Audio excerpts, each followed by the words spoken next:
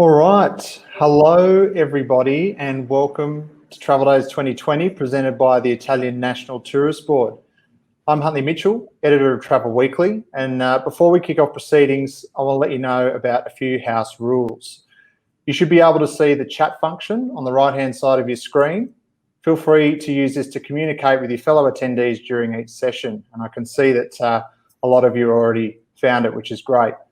I must warn you, though, that our moderator will boot out anyone who uses it inappropriately. So one strike and you're out. We'll also be taking a few questions at the end of the session. So if there's something you want answered, please submit your question via the Q&A function, which is also located on the right-hand side of your screen. If you do decide to share anything Travel Days related on social media, make sure you include the hashtags Travel Days and Travel Days 2020. We'll also be sharing a simple feedback poll at the end of the session, so please let us know what you think before you leave. Now, I'd like to introduce our speaker for this session. Darren Rudd is the CEO of the Australian Federation of Travel Agents, or AFTA, and joined the organisation at its most challenging time, right in the middle of a pandemic. However, I think it's fair to say that Darren has brought with him passion, vision, and a fresh perspective which has united member businesses in the fight for sector-specific support. So today we're going to get an update on the work AFTA has been doing to help save the sector. So welcome, Darren, and thank you very, very much for taking the time to have a chat as part of Travel Days 2020. Thanks, Huntley. It's good to be here with you. Excellent. So we've got plenty of questions to ask you. I think we'll just dive straight in, shall we? Sure. Excellent. So let's start first with a personal question. How have you found your role at AFTA since stepping into it halfway through the year? Extremely challenging to start with, getting to know the sector and the industry, and I must thank everybody for the welcome and letting me into this amazing community. Had some initial observations about how passionate and resilient the sector was, but I had to learn a lot very quickly, get to know the team, get to know the systems and processes, and then get my head around a plan for a stage one of a multi-stage transformation. So it's been probably one of the most challenging periods of my life, Huntley. That's a good, honest answer. How has AFTA been supporting and defending travel agents during the COVID-19 pandemic? I know you've been on the front right from the outset, so if you could just give us a bit of an insight into how that's all gone down. Sure. The team, including the board, before I started, had a range of initiatives in place. There were webinars. They brought in some subject matter experts in certain areas to help members. And then, there was also things for mental health, which is a huge issue for not only our sector, but for the entire Australian economy at the moment, or society for that matter.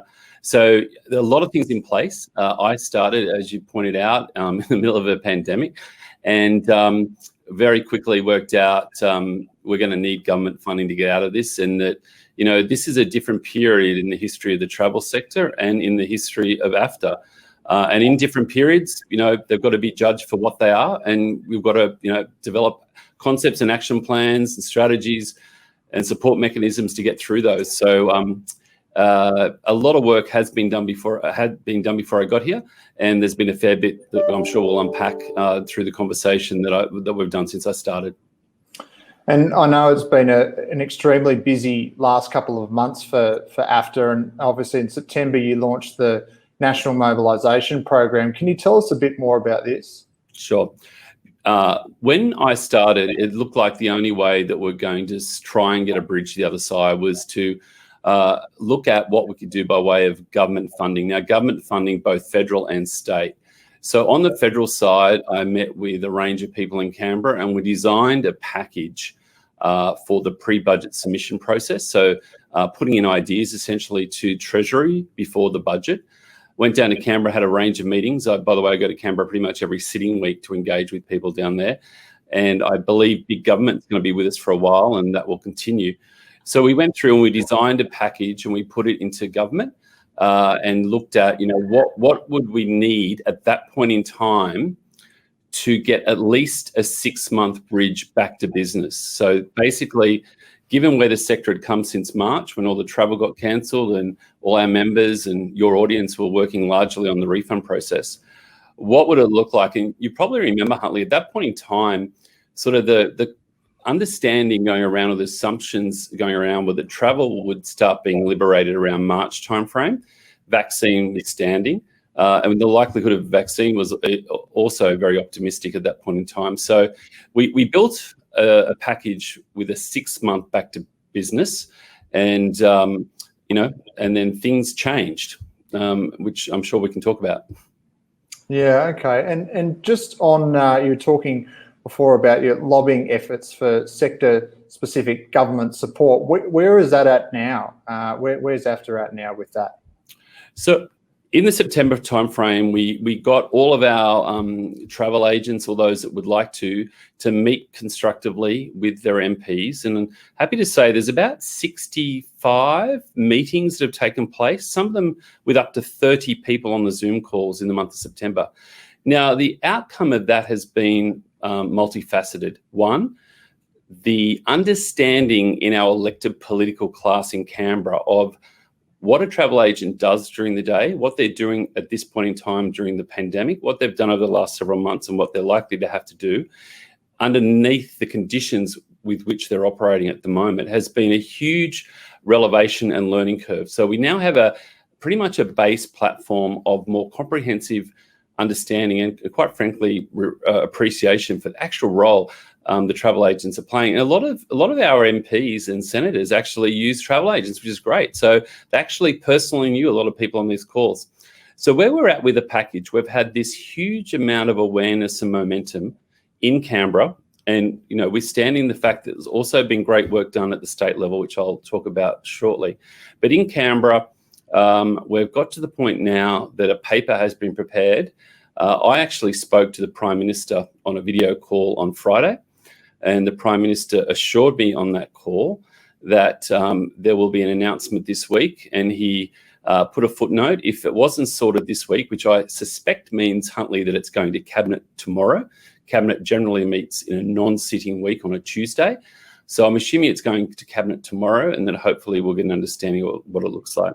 But what's transpired since the budget was handed down, at about 8:35 on budget night, I spoke on one of these Zoom calls with Josh Frydenberg, the Federal Treasurer, and I asked Josh what were his assumptions underpinning the budget. And he told me that his assumptions at that point in time were that state borders would be opened, essentially except WA, by the end of this year, with WA at that point in time looking like April, and that's changed since last week. And that international travel, in his mind, would not be opened until later in the year, towards the end of the year, withstanding a vaccine. And there has been progress over the last 4 days on that front as well, which I'm happy to go into. So realizing that, we said, look, we need a 12-month minimum bridge back to business, noting that the revenue recognition cycle, as I've come to understand in the sector, is that even after a ticket is purchased and fully paid for a holiday, that is a whole package, that essentially the revenue doesn't start coming back into the account till minimum 6 months later. So we went for a 12-month, not an 18-month bridge back to business. And when we look through the numbers, essentially we looked to increase, and that gave us an increase by a factor of 2. So we went from essentially, the tiers vary, but essentially from $125 million ask for a support package for the sector to a $250 million ask. Now, since then, there's been a range of discussions with Treasury and with Finance. Essentially, I've been in Canberra for the last 2 weeks since the budget, working through a range of scenarios, configurations, and feeding a whole lot of data. So what happens in this process is that all that data gets fed in. A couple of concepts go to the Expenditure Review Committee, which pretty much happened last week. Those concepts then have to go to Cabinet for approval, or the preferred concept goes to Cabinet for approval. And pretty much, I'm sure that's what's happening tomorrow, Huntley. So I am hoping that we get an indication, if not tomorrow evening, then by Wednesday, of what the package looks like. Now, I don't want to get people overly excited that this is going to be, hundreds and hundreds of millions of dollars. The government may have chosen a different formula completely to what we've proposed. So I do know, and as the Prime Minister has said to me, and I should also point out, that if it wasn't fixed by Wednesday, he was going to get more involved himself. He has been involved. He's met with Vivian and a range of people in his electorate, and I've actually met with his electoral office as well. So the Prime Minister is acutely aware, the Cabinet are acutely aware, different politicians of all colours and persuasions are acutely aware of the need for this sector to survive and be funded to that end. Well, it all sounds very promising, but as you said, let's wait and see what comes out over the next couple of days. You were talking before about the state and territory level. Obviously, WA came to the party not that long ago with some sector-specific support. Where are the other states and territories at? I would suggest that we look fairly optimistically to the state budget in South Australia, which will come down on the 10th of November. We're in detailed discussions with Victoria, New South Wales and Queensland. We have had discussions with the Northern Territory and the ACT. I'm also in discussions with the Premier's office in Tasmania, but I would suggest we look optimistically to South Australia as the next announcement. And my plan is to go to every state and territory and look at funding over and above what we are getting for the federal funding program. Okay, very good. And you mentioned before as well about talk of a vaccine. Obviously, that's something that everyone's taking note of whenever there are developments, because that's pretty crucial to restarting travel. What can you tell based on your discussions with the Prime Minister and the like? So the Prime Minister was had his enthusiasm for a vaccine coming sooner than later resharpened and rekindled last week when I spoke to him on Friday. He thinks that production is a matter for an Australian vaccine. So that means, from one of the companies that have designed it and tested it and produced it, going into mass production. He's talking about weeks, not months. So we could have a vaccine in production here in Australia within weeks, not months. Wow. Okay. Again, something very promising that we can hopefully look forward to. Well, I wanted to move on to a few other questions I had around travel agents and Sure. the sector. Obviously, most agents are rewarded based on how much travel they sell, but given there's not much for agents to sell at the moment, what can travel agencies and suppliers be doing to ensure they feel valued in the current environment? Well, as people come to get to know me, Huntley, they'll understand that I'm not one for telling them how to run their businesses at all. I'm going to help them and give them some ideas and bring them to parties and bring parties to them that maybe have not happened the way they should in the past. So my advice would be, obviously, sustain your business, sustain your mental health, look to getting through this, and we're going to make sure we help you get through it. There are obviously things that, that are out there. And again, it's not for me to prescribe what the priority for our travel agents are. There are things like domestic opportunities, but I've met with a lot of travel agents, Huntley. In fact, I think, as we've talked about, on my first day, I was out in Blacktown meeting with travel agents. So I'm very much one to listen. And, people are looking for domestic substitution. But as I've said to the Tourism Minister and his team and others, there's not a great deal out there. And where there is some, inventory is constrained and margin is not high. So it's not for me to sort of profess to the sector to basically just look to that. But that is an option for them. Reskilling in this period, if you can maintain that focus, is an option as well. Again, I'm not going to recommend these things. These are things that have to be weighed up by our individual members and their families, essentially. But we're hoping that when this rescue package is announced, that'll give our members, and quite frankly, the wider sector, because remember, this is for all travel agents, tour operators and wholesalers, travel wholesalers. When this is announced, that it will help with some optimism that we are going to get through this. Now, this won't be the only ask of government. As I hinted at earlier, I suspect our relationship with government will be broad-based and comprehensive for many, many years to come until this country gets out of this situation. Yeah. Okay. Look, I'm just having a look at a couple of the questions that have come through, and I guess we can answer this one, or you just did really then. Someone asked, is the proposed funding only for travel agencies, or will it cover sole trader home-based agents? And you said before that it would cover all agents. Is that correct? Yeah, that's right. And I should point out, one of some of the constructive feedback we gave to government, and when we looked at the loss carryback provision, was that because of the way it was designed, in that, essentially you had to be a certain type of corporate entity to get some of the benefits, we made it very clear to them that it wasn't going to help our travel agents largely. Yeah. Okay. How confident are you about the sector's future, and what sort of timeline have you placed on a full recovery? So in my mind, the way I approached this job, and I did a lot of background checking before I started, was that there were certain pillars. Now, this is just concepts. I've got to go to my board, and if anything, this is not a business strategy I'm outlining. It's probably more the time horizons I have in my own mind. It's not the official AFTA position yet. So I see 4 periods. I see a rescue period. We're in that now.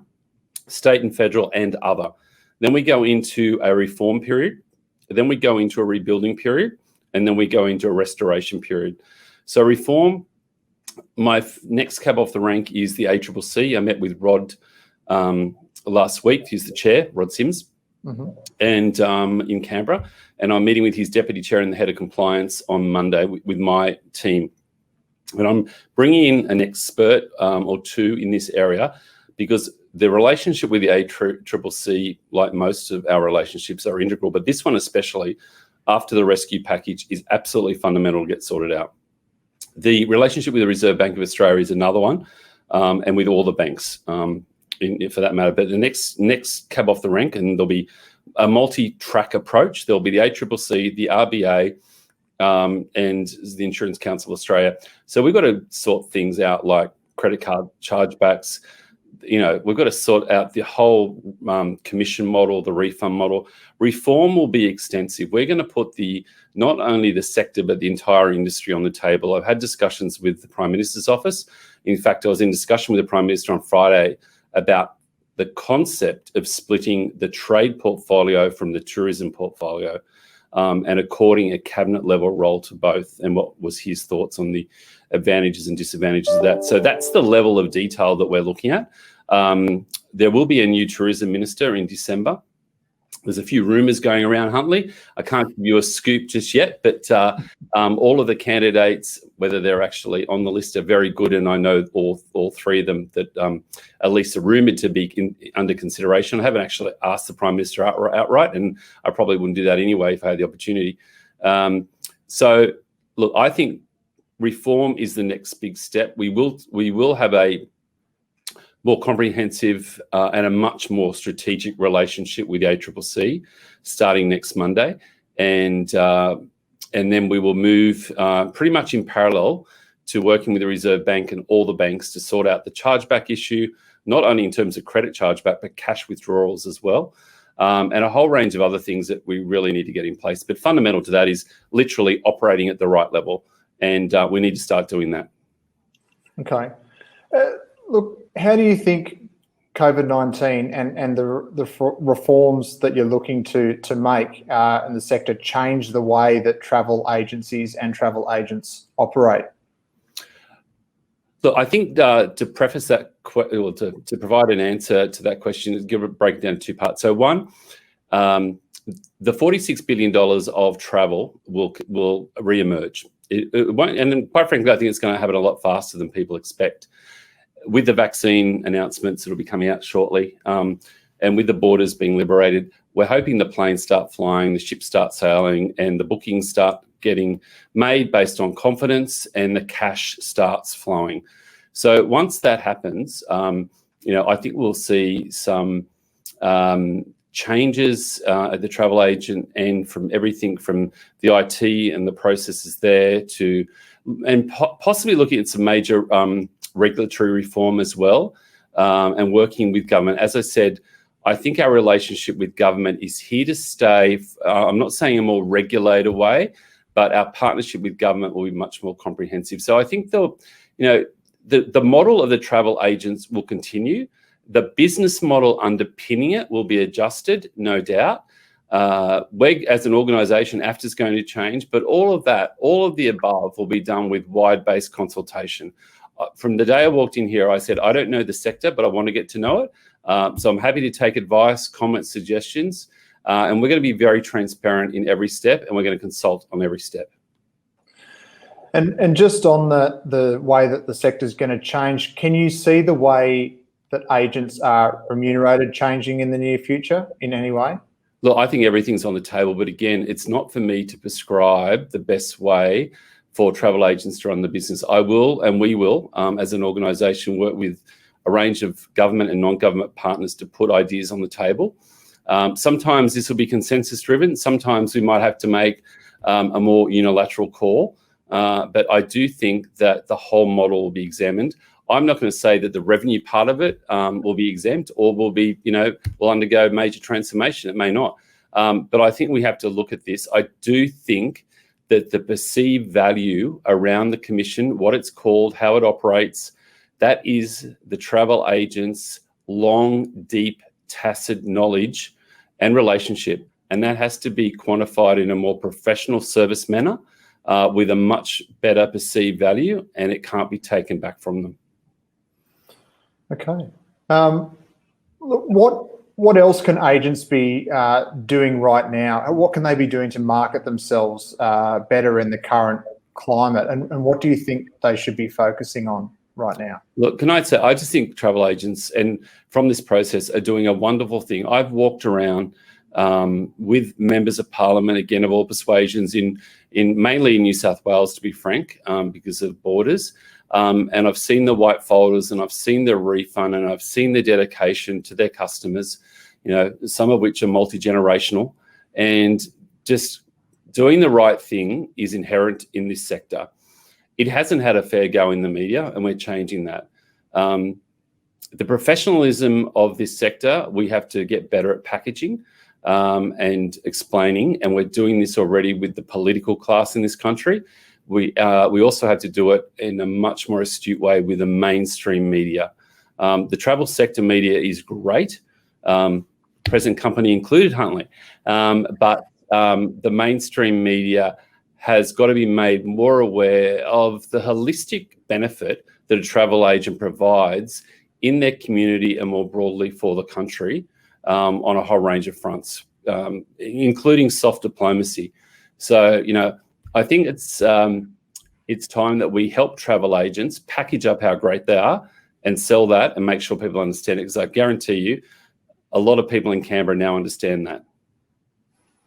Okay. Look, I'm going to ask one more question. I think we're going to answer a couple that have popped up from our attendees. What does the future travel agent look like? So I would suggest that a future travel agent could be embedded in an app, but still be a person with, a long history and a database of customers. That may be their shop front of the future. They may have their shops converted to more of a coffee drop-in situation or be more mobile around the place. The storefront, I think, will remain as long as people want to cluster in shopping centres, and that's the old marketplace come forward. So I think the travel agent as a guild and profession, I think it's going to grow. I'm actually looking forward to working again with government and non-government actors to get young people excited about joining the sector.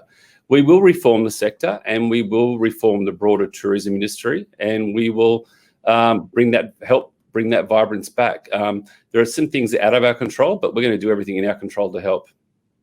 Okay, very good. Well, look, we're going to answer some questions that have come through from attendees. And just a reminder, if you do have any questions, now's the time to submit them via the Q&A function on the right-hand side of your screen. So, look, I'll kick off with this one from Diane.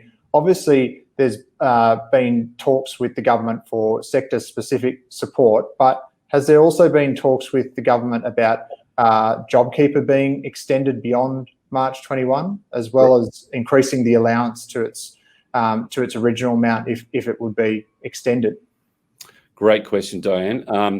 The answer is yes, yes, and yes.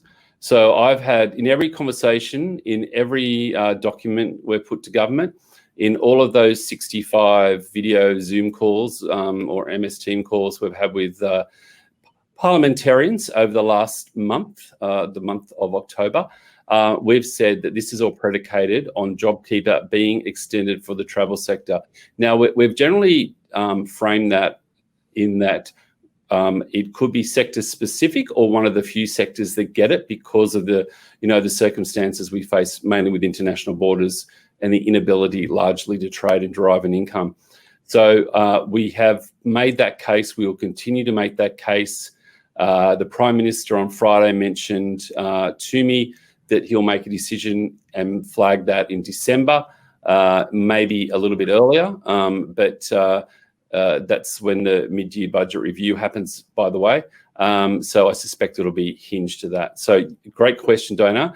Yes, JobKeeper, and that's probably more of a whole economy measure, but specifically, we've been specifically pushing it for the travel sector with the view that the government may not be or may not want to extend that structural benefit across the whole economy. And, I suppose a lot of your viewers, Huntley, have seen that there are, people making noise that that particular provision is making it harder to get staff to do certain jobs and things like that. So, yeah, we're definitely pushing for a JobKeeper extension after the March timeframe. Okay, cool. Got another question here from Floris, just to kind of hit the nail on the head here and clarify. With this sector-specific support or targeted support that you're gunning for, what other sectors apart from travel agents is it looking to cover? So again, this particular funding proposal that we have worked very closely with government on, especially for the last 2 weeks on a lot of the data configuration, is for travel agents, AFTA and non-AFTA members, so the entire family of travel agents, as well as travel wholesalers and tour operators that are based here in Australia. So we're opening up the gate, so to speak, and this funding submission is for the entire travel sector. Okay, beautiful. Thanks for clarifying. We've got a question here from Laurie. Is there a recommendation to travel agents currently from AFTA to offer full cancellation of their holiday plans, or rather encourage bookings to be maintained and offer postponement only? What's the general feeling / guidance around that? So AFTA hasn't put out any policy requirement, mandate, or anything to that effect. Look, I suspect because of the momentum with borders opening, that there is a huge pent-up demand for travel. And that's not only leisure travel, that's family reunion, that's holiday, and that is corporate travel as well. I deal with a lot of big corporates, and they are very anxious to get their people out, buying, acquiring, divesting, merging, and doing a whole range of other things. So look, I think there's going to be momentum on confidence to book and on bookings. Okay, excellent. And thank you very much for that question. We've got another one here from Darius, who's loving the discussion. And as someone who was reskilling to move into this industry when COVID hit, what do you think the prospects are for people who wish to move into the sector, and where are the areas of opportunity? That $46 billion spent on travel out and in is going to return, and I think it's going to be higher. I really do see a very bright future for the travel sector, both here and globally. In terms of, and to the extent that I want to help government, state and federal with a pipeline of talent, a great litmus test about how attractive a sector is how many young people want to flock to it. And I think that we've got to work better at the vet level and also the tertiary level to make people aware of how great this sector is, and it's going to be again. So I think there'll be a range of opportunities. The model will evolve. I think technology will find a firm place, or people use technology already in terms of distribution systems and Google and internet for a whole range of fact finding. But I think there'll be a development of very smart applications at the consumer end or the corporate end as well. I think artificial intelligence. I think there's going to be a range of interesting areas on the nexus and the interface between technology and travel. So that could be an area worth exploring. And that combination of travel skills and technology skills is a fairly portable skill as well. Okay, awesome. Well, thanks for the question, Darius. This one's from Peter. The Queensland Government have announced releasing a budget by Christmas. Will AFTA provide talking points for meetings with state parliamentarians to continue the push at the state level? Love the question. Absolutely love it. Yes. The answer is yes. So I literally triggered today a process to work with the Queensland Government. I have been in correspondence with the Premier directly before this happened. And as you'd appreciate, most state governments go in, well, the bureaucracies at least go into lockdown before an election. It's called a caretaker period. And now they'll come out of caretaker this week. And essentially, we will get on and negotiate with the government. I've already, in our national mobilisation program, there's a lot of overlap, especially in Queensland. And we've had a number of state MPs very excited about supporting the cause of travel agents. So great suggestion. Again, we're open to suggestions and ideas here, and we are certainly going to take that one up. Okay, excellent. These next couple of questions, I'm going to kind of combine them a bit. One's from Bryony and the other one's from Mimi, and they're all to do with commissions. So Bryony's asking, are you expecting suppliers, both air and land, to reduce or eliminate commissions to agents as a result of reduced bargaining power of agents due to the expected reduction in agent numbers and therefore less travel being booked through agents? I think that I think that the entire supply chain in the context of the travel sector, so it's suppliers and the travel agents, and what funding gets passed to whom and where it sits for how long, I think that's all on the examination table. So I'm not going to prescribe an outcome just yet.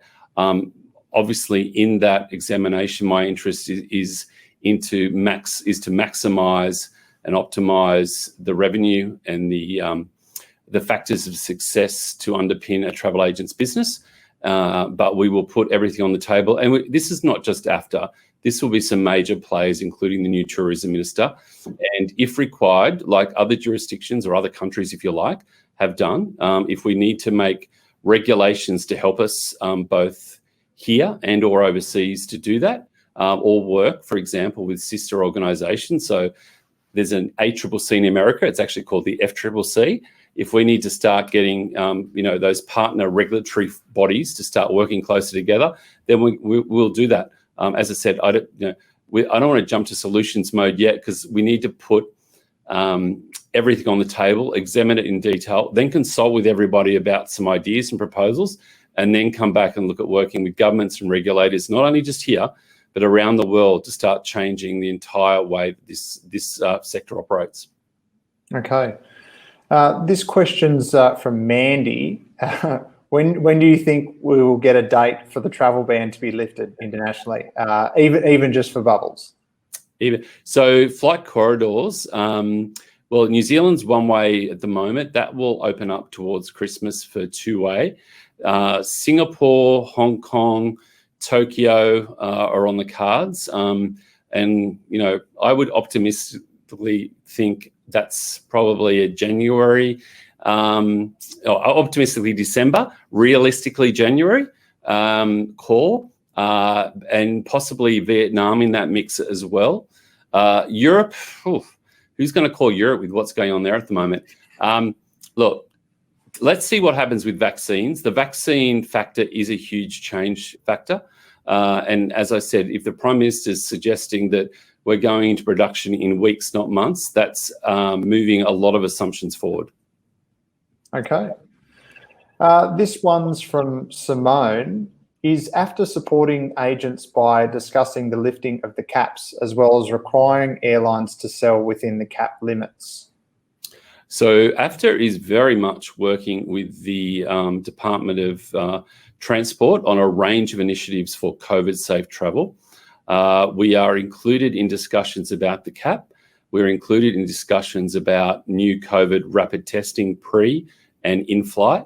We are included in discussions about how the inputting and data capture fields will be required so that we have consistency and integrity in the data, that if there is a COVID outbreak on a flight, for example, to Brisbane, that we can isolate the people on that flight very quickly. What we are putting in place and spending a lot of time with government on how we can get more bodies flying. Now, in terms of international caps, that's a little bit more of a political discussion. So the National Cabinet, as you probably pick up on, and I'm being descriptive here, is very keen to see international caps raised. There is a lot of capacity into this country. Unfortunately, there's not a lot of bodies or people flying into the country, but there is a lot of aircraft flying into the country. So I think everyone's acutely aware that we've got to get more people in. And then we obviously have to open the borders vaccine withstanding. So that means either with or without vaccine to get people flying out. So we are very much engaged in weekly discussions with not only the government, I've got to say, Virgin, Qantas, Rex, and a range of other players as well. So there's a very small yet effective partnering model that meets as a project team pretty much every week on this. Okay, beauty.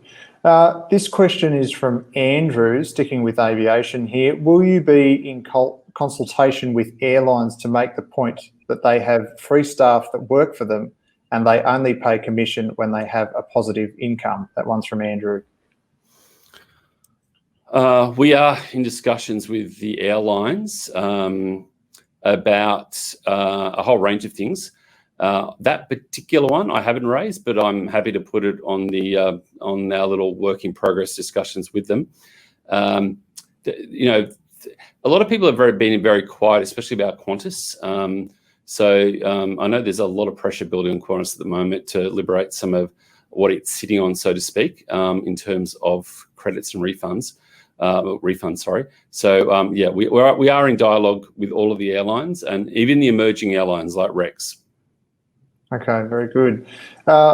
Moving back to some international travel and bubble chat. This one's from Sophie. Does the NZ bubble include Victoria, or will it include Victoria when two-way travel eventuates? So from a New Zealand perspective, yes. It really depends. Currently, Victorian borders are open to everyone except New South Wales border Victoria is closed. So it really does depend. So, I think when I had discussion with the Home Affairs Minister Peter Dutton 2 months ago now about this, and he just came out of a call with his Singaporean counterpart, actually. We were talking about specifically this flight corridor with New Zealand and how that this period of time is essentially the risk testing times, and we make sure that, that all the protocols are in place and the system is working. So there is a lot of people working on this. This particular corridor is being closely monitored by Home Affairs, and they have been working on it for several months. So the intention is to make it open to every state and territory both ways. Okay. And another question here, this one's from Martin. Are South Pacific Islands currently being considered for travel corridors? They are, Martin. They are very much indeed. I suspect that will come shortly after. Alex Hawke is the current Minister for the Pacific. I met with Alex a couple of weeks ago, known Alex for a while. And he's very much pushing for that. He wants, and the Prime Minister even on Friday in our chat discussed the need to get essentially workers over. We don't have enough backpackers really in the country, or people to go and be picking the fruit and doing everything we need to do to get the agricultural sector where it needs to be. And we don't have enough temporary or skilled labour in the country because of the border situation. So there's, very much there's a lot of pressure on to get the South Pacific included in an extension of the New Zealand flight corridor or bubble, if you like. Okay, and moving now to chatting about the Singapore-Australia travel bubble and that potential. This one's from Jane. She's wondering if you can share any more insights you might have into that potential bubble between Singapore and Australia. Only that both Department of Home Affairs and Health, both countries are working very closely. It is likely that Singapore and Tokyo may be announced before Christmas and in operation before Christmas. Okay. And this one's from Gay. Is Bali being considered at all this stage? I know it's a very popular destination for Aussies. Look, it is, Gay, and I wish I could say yes, but look, to be frank, I have not had a discussion about Indonesia or Bali with any of the ministers of the federal government at any point over the last 3 months. It hasn't come up in any conversation. I would think because of the community transmission levels currently in Indonesia and the size of its base at the moment, I would be very doubtful. As much as I'm reluctant to say that, I'm very doubtful that is going to be looked at any time before early next year. Okay, very good. Look, I'm going to try and get in a couple of questions here myself now. How have AFTA's board members played a role in the recovery of both the association and the industry as a whole, and what wisdom have they, I guess, imparted to the association? Look, I've got to be grateful for the fact that they call me a lot and I've learnt a lot. I must admit, it was almost like landing on an alien planet when I first started here. There was a language spoken which I didn't really understand or comprehend, although I could guess every third word. And I come from a background of acronym-based industries, but this one blew it out of the water, so to speak. Look, the board, we have touch points daily. I have touch points daily with the board. They've been quite supportive. As you know, it's a fairly large and diverse board, but it has been pretty much lockstep and barrel, been in support of the need of my priorities, which have been, after I got to know the staff, to work out what we can do with government and to raise our profile with government and to put in a plan to get funding out of government. We will go into our board meeting in November with a time horizon pegged strategy plan, which I will table with them. And if they sign it off, then Huntley, I'm happy to walk you through that. It's the day after. But yeah, so their board have been very supportive. They have seen things transpire, after mentioning Parliament, on the floor of the House, indeed, multiple times.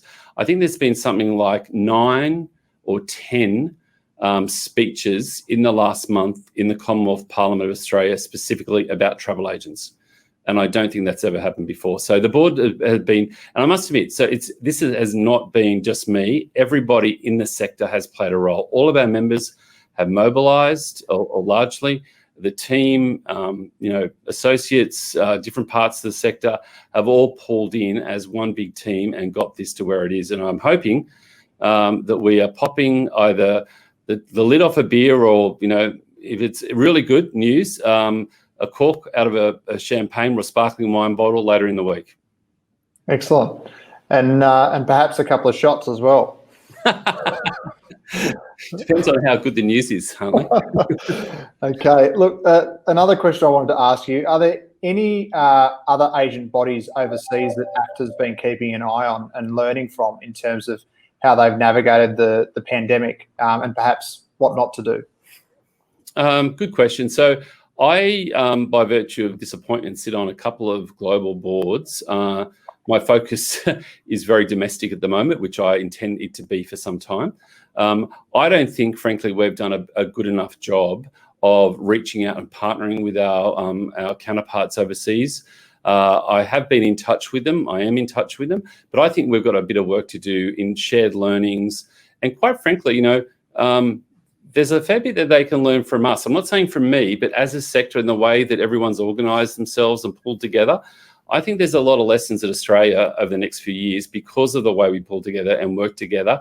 And, essentially this concept of, a team, and I don't say that superficially, I say that sincerely.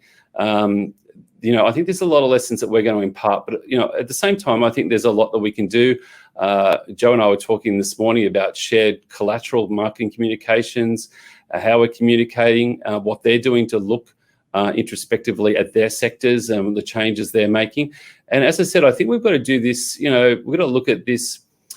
If we're going to make a regulatory suggestion for a change in a regulatory approach here, does it make sense, given the work we need to do with suppliers, to make that multi-country, if you like, multi-jurisdiction? So, do we work with the regulator of the United States, the FCCC, and do we do the same in the UK and with the European Commission? So I think, there will be more work that we will be doing, and more partnering and more sharing with our sister organisations in different parts of the world.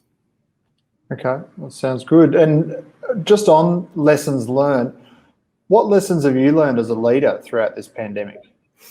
That everyone needs the opportunity to get involved, that there is a great amount of energy in the sector, and it just needs a framework, a constructive framework to let it loose, and it can make any changes it wants.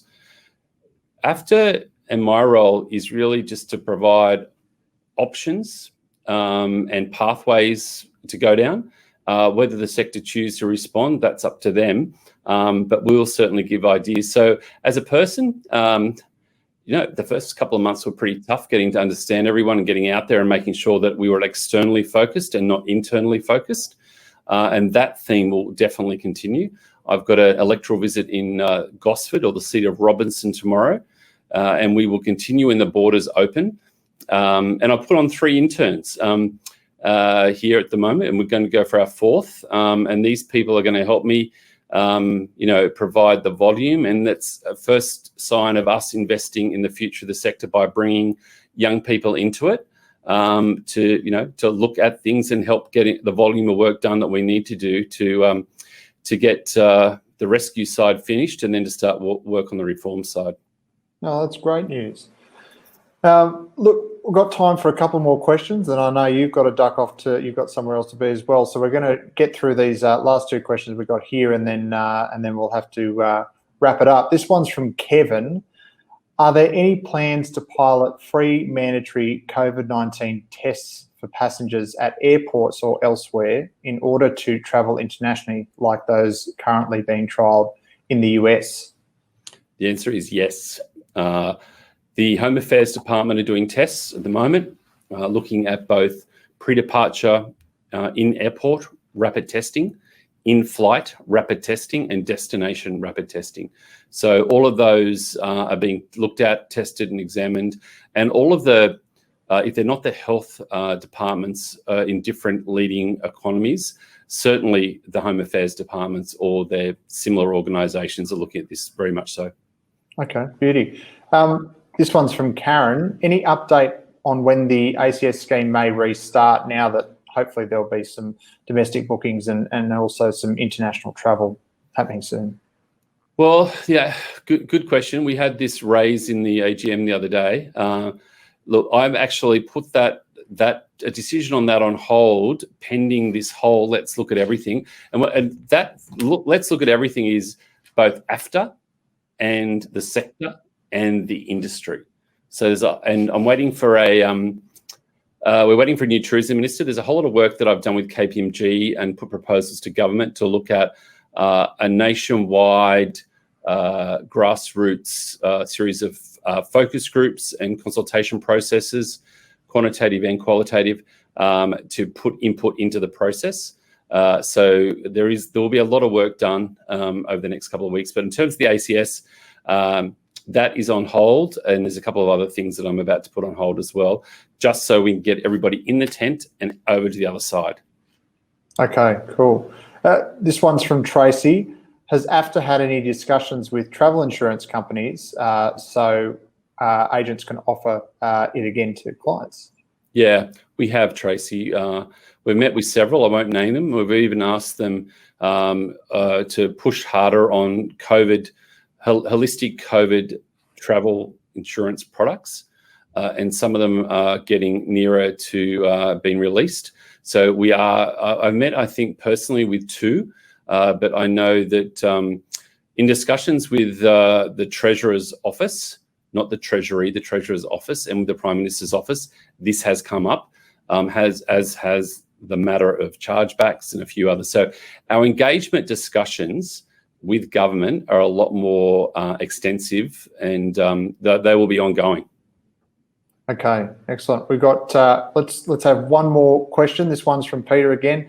Have AFTA had discussions with the government regarding what Peter's saying is an opportunity lost with the current Tourism Australia ad campaign? She's suggesting that a quick book through your local travel agent or contact your local travel agent message might have started the positive move towards a return to agent bookings for domestic travel. What's your take on that? The answer is yes, and I hope you raised this with Pip this morning when you spoke to her, Huntley. But no, the answer is yes. I reached out to the head of corporate affairs, who I know very well at Travel Australia, when I saw that campaign, and we've had discussions with them, and I'm hoping you'll see a change in that very quickly. Okay, very good.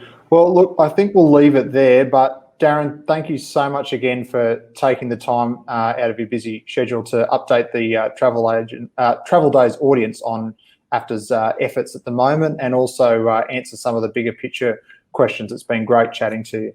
Huntley, thanks for your time, mate. Awesome. And thanks to all of you as well who tuned in. We hope that you gained some useful knowledge and advice that you can apply to your own business recovery. So that's all from us for now, but be sure to tune into the rest of the sessions this week. Thanks, everybody.